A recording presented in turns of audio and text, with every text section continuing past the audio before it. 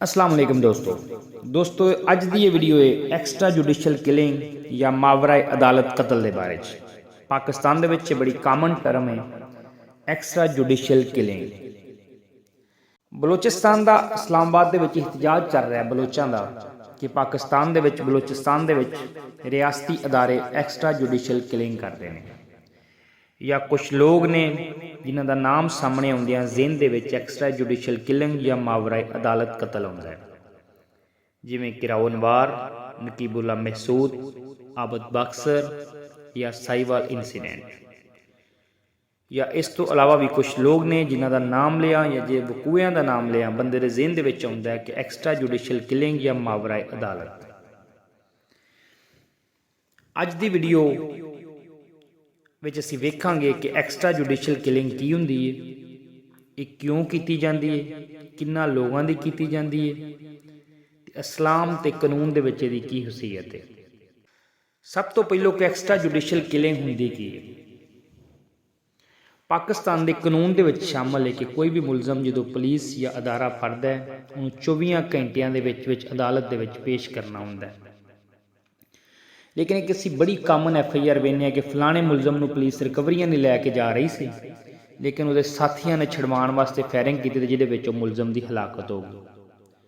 Actually वो जी हलाकत है वो पुलिस वाले या अदारियां की खुद की फायरिंग ना हुई होंगी है। ये जिहड़ा एक्सट्रा जुडिशल किलिंग है या आप वेने कि नकीबुल्ला महसूद का मर्डर होया, जिन्हों फड़ के अदारिया ने पहले अरैसट करके फिर उन्होंने इनकाउंटर करता, उन्हें किसी कोर्ट च पेश ना किया या किसी भी सूबे चो या पाकिस्तान के किसी भी हिस्से चो लोग उठाए जाते हैं, उस तो बाद उनकी लाशां मिलदियां ते एक्सट्रा जुडिशल किलिंग या मावराए अदालत कतल है। ये क्यों किया जाता है? पंजाब दे विच बड़ा एक कामन ट्रेंड है, पंजाब पुलिस जिहड़े लोगों की एक्सट्रा जुडिशल किलिंग करती है उन्होंने मोस्टली वो लोग शामिल होंगे ने जिहड़े डकैती दे विच मर्डर करते हैं या डकैती दे विच खवातीन दे नाल ज़्यादती या ज़ना करते हैं। उन्होंने लोगों को पुलिस मोस्टली जिहड़ा इनकाउंटर कर देंदी है या बच्चों के नाल जिहड़े लोग ज़्यादती करते हैं, ज़्यादती तो बाद उसका मर्डर कर देंगे ने बच्चों का, उन्होंने लोगों की पाकिस्तान दे विच पुलिस पंजाब पुलिस जिहड़ी उन्हों दा इनकाउंटर कर देंदी है। उस तो बाद कुछ लोग जिन्हों की वजह तो रियासती अदारियां नूं खतरा होंदा है या उन्होंने रियासती अदारियां के लोगों को शहीद किया होंदा है, उन्होंने भी पुलिस या रियासती अदारे पकड़ के उन्होंने इनकाउंटर कर देंगे हैं। इन्हां इनकाउंटरां दे विच कुछ अफसरां ने बड़ा नाम भी कमाया, जिन्हां दे विच आबद बक्सर, किराओनवार वर्गे लोग शामिल ने। ये इनकाउंटर क्यों किए जाते हैं? अगला सवाल है कि इनकाउंटर क्यों किए जाते हैं? पाकिस्तान का अदालती निज़ाम बहुत स्लो है। कोई भी जो केस जिहड़ा है मिसल जी पुलिस तैयार करती है सेंड टू कोर्ट कराने तो बाद जो शहादतां शुरू होंदियां मोस्टली 4-4 5-5 साल शहादतां दे विच गुजर जाते हैं। उस शहादतां दे विच मुलजम जिहड़ा मोस्टली वो बरी हो जाता है शक का फायदा लैके, या जिहड़े गवाह होंदे ने उन्होंने वकूआ याद नहीं रहिंदा, या पुलिस वाले जिहड़े ने वो मिसल तैयार करन दे विच इन्ने प्रोफैशनल नहीं होंदे या सरकारी गवाह जिहड़े होंदे ने वो प्रॉपर गवाही नहीं दे सकते, जिहदी वजह तो मोस्टली मुलजमां नूं सज़ा नहीं मिलती। इस वास्ते पाकिस्तानी अदारे समझते हैं कि उन्होंने जेल दे विचों छुड़ के इन्हां दोबारा एक क्राइम कमिट करना है या इहो ही क्राइम इन्हां करना है, इस वास्ते उन्हां दा इनकाउंटर कर दिता जाता है।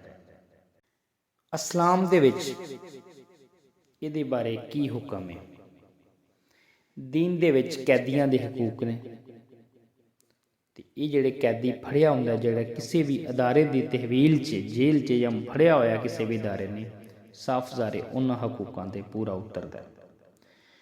खुशकिस्मती दे नाल पाकिस्तानी कानून दे विच भी एक्सट्रा जुडिशल किलिंग जिहड़ी मन्ने पुलिस नूं या किसी भी एजेंसी नूं कोई इख्तियार नहीं कि किसी भी बंदे नूं फड़ के उहदी मुनसफ बन के उन्होंने मुलजम डिकलेयर करके उन्होंने फायर मार के जानों मार दे। किसी भी अदारे नूं पाकिस्तानी कानून दे विच ये अथॉरिटी नहीं है। पुलिस का काम है या किसी भी रियासती इदारे का काम है मुलजम फड़ना, उहदे एविडेंस क्रिएट करने ने या उहदियां रिकवरियां पाणियां उन्होंने अदालत दे विच पेश कर देना। ਅਦਾਲਤ ਬੇਸ਼ੱਕ ਉਹਨੂੰ ਸਜ਼ਾਏ ਮੌਤ ਦੇ ਦੇ ਜਾਂ ਬਰੀ ਕਰ ਦੇ, ਉਹ ਅਦਾਲਤ ਦਾ ਕੰਮ ਹੈ। ਬੰਦੇ ਨੂੰ ਫੜ ਕੇ ਕਿਸੇ ਵੀ ਕ੍ਰਾਈਮ 'ਤੇ, ਕੋਈ ਵੀ ਛਾਲਾ ਕ੍ਰਾਈਮ ਹੁੰਦਾ ਹੈ, ਬੇਸ਼ੱਕ ਕਿਸੇ ਨੂੰ ਵੱਟਾ ਮਾਰਨ ਤੋਂ ਲੱਗ ਕੇ ਕਿਸੇ ਦੇ ਮਰਡਰ ਤੱਕ ਹੁੰਦਾ ਹੈ, ਪੁਲਿਸ ਦਾ ਕੋਈ ਇਖਤਿਆਰ ਨਹੀਂ ਜਾਂ ਰਿਆਸਤੀ ਅਦਾਰਿਆਂ ਦਾ ਕੋਈ ਇਖਤਿਆਰ ਨਹੀਂ ਕਿ ਉਸ ਬੰਦੇ ਦੀ ਜਾਨ ਲੈਣ। ਇਹਨਾਂ ਦਾ ਸਿਰਫ ਇਹ ਇਖਤਿਆਰ ਹੈ ਕਿ ਇਹਨਾਂ ਉਸ ਮੁਲਜ਼ਮ ਨੂੰ ਅਰੈਸਟ ਕਰਨਾ ਹੈ, ਉਹਦੀ ਮਿਸਲ ਤਿਆਰ ਕਰਨੀ ਹੈ ਅਤੇ ਉਹਨੂੰ ਕੋਰਟ ਦੇ ਵਿੱਚ ਪੇਸ਼ ਕਰ ਦੇਣਾ। ਕੋਰਟ ਬੇਸ਼ੱਕ ਉਹਨੂੰ ਸਜ਼ਾਏ ਮੌਤ ਸੁਣਾਏ ਜਾਂ ਉਹਨੂੰ ਬਰੀ ਕਰ ਦੇ ਜਾਂ ਉਮਰ ਕੈਦ ਸੁਣਾਏ। ਇਹ ਕੰਮ ਕੋਰਟ ਦਾ ਹੈ, ਨਾ ਕਿ ਕਿਸੇ ਵੀ ਰਿਆਸਤੀ ਅਦਾਰੇ ਜਾਂ ਪੁਲਿਸ ਦਾ। ਕਿਸੇ ਵੀ ਮੁਹੱਜ਼ਬ ਮਾਸ਼ਰੇ 'ਚ ਕਦੀ ਵੀ ਐਕਸਟਰਾ ਜੁਡੀਸ਼ੀਅਲ ਕਿਲਿੰਗ ਦੀ ਇਜਾਜ਼ਤ ਨਹੀਂ ਹੁੰਦੀ, ਨਾ ਹੀ ਐਕਸਟਰਾ ਜੁਡੀਸ਼ੀਅਲ ਕਿਲਿੰਗ ਜਿਹੜੀ ਹੈ ਅਲਾਓ ਹੁੰਦੀ ਹੈ।